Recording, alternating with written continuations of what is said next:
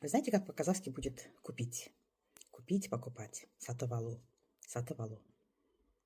А теперь благополучно забудьте это слово. Почему? Потому что казахи сатып алу слово не используют так часто, как в русском языке. Вместо него мы просто говорим алу. Алу – это брать, взять. Например, нан алдым – купил хлеб. Сүт алдым – купил молоко. Жаңа көлік алдым – купил новую машину.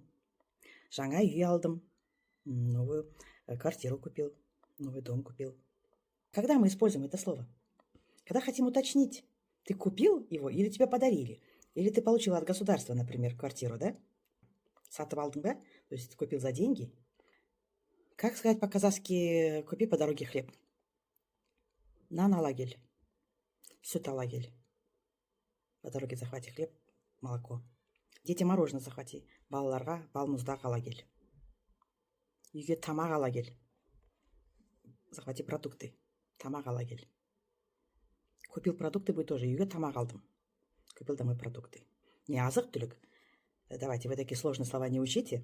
Тогда можно просто сказать тамақ алдым. Үйге тамақ алдым. Просто упрощаю. Почему упрощаю? Потому что мы эти слова не используем. Они написаны в словаре. Они употребляются, да, но не так часто. А я вас учу живой речи, бытовой речи. Следующее. Ребенок в магазине плачет: купи мне шоколад. Купи мне барни или что-нибудь такое, да? За ребенок говорит: маған шоколад аперші. Ш это, пожалуйста. Маған, или такой сильная просьба. Маған балмұздақ апер. Купи мне мороженое.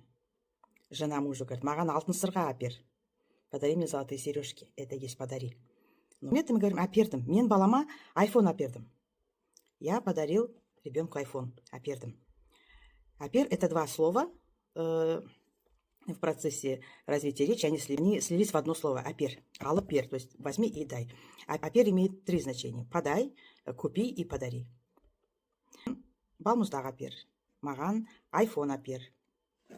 Или мы же просим, да, поэтому аперші, маған айфон аперші. Подари мне, пожалуйста. Мы говорим: мен әйеліме алтын сырға апердім. Алтын сырға апердім. Апердім здесь имеет значение подарил.